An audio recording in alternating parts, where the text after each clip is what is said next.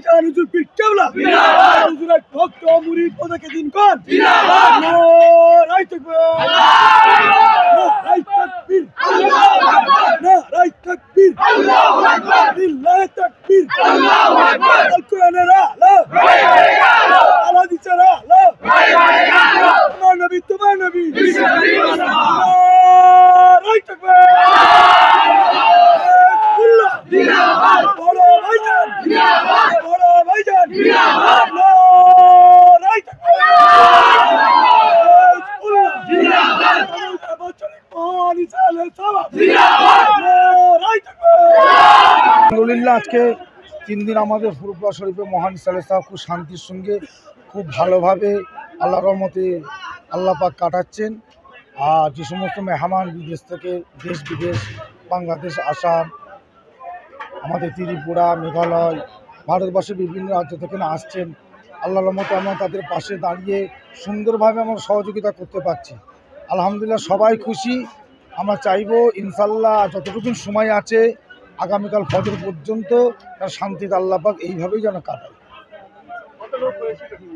তা তো হিসাবে বলা যাবে না, লক্ষ লক্ষ মানুষ আসছে যাচ্ছে, সেটা আপনারা ভালো বলতে পারেন, আপনারা মিডিয়া চারিদিকে ঘুরছেন। বিগত অনেকগুলো মেহমানের কাছ থেকে অভিযোগ আসছে রাস্তায় আসার পূর্বে কলকাতা এয়ারপোর্টের দিকে খুব বিপদের সম্মুখীন হতে পড়েছে।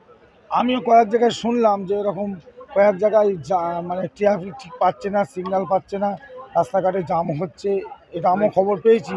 আমিও কয়েকজনকে ফোন করেছিলাম যে যাতে রাস্তাটা ক্লিয়ার করা যায়, ঠিক জায়গায় বাজারে বা মোড়ের মাথায় যাতে ট্রাফিকগুলো দিয়ে রাস্তাগুলো ক্লিয়ার করা যায়, সেদিকে আমিও কয়েকজনকে ফোন করে বলেছি। আশা করি ইনশাল্লাহ সেগুলোর দিকে তারা লক্ষ্য রাখবে, যাতে সুষ্ঠু মানুষ এত কষ্ট করে মানুষগুলো আসছে যেন সুষ্ঠুভাবে শান্তিতে আসতে পারে। না, সম্পূর্ণ আমরা করি না, আমাদের অনেক মুজাদ্দিদুজ্জামানের মেহমান ভক্ত মুরিদ আছেন, তারাও আমাদের সঙ্গে সহযোগিতা করেছেন, তার সঙ্গে আমরাও আছি। এই নিয়ে সবাই মিলিতভাবে লক্ষ লক্ষ মানুষের খাওয়া দাওয়ার ব্যবস্থা, তাবরকের ব্যবস্থা আমরা করছি ইনশাল্লাহ।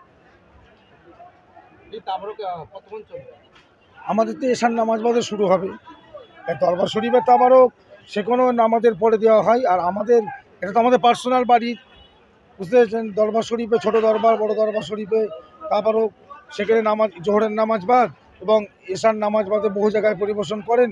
এবং দাদা হুজুর কেবলা যত আওলাদ আছেন সমস্ত আওলাদ যে যার বাড়িতে তাদের আলাদা করে মেহমানদের খাওয়ান দাওয়ার ব্যবস্থা করে।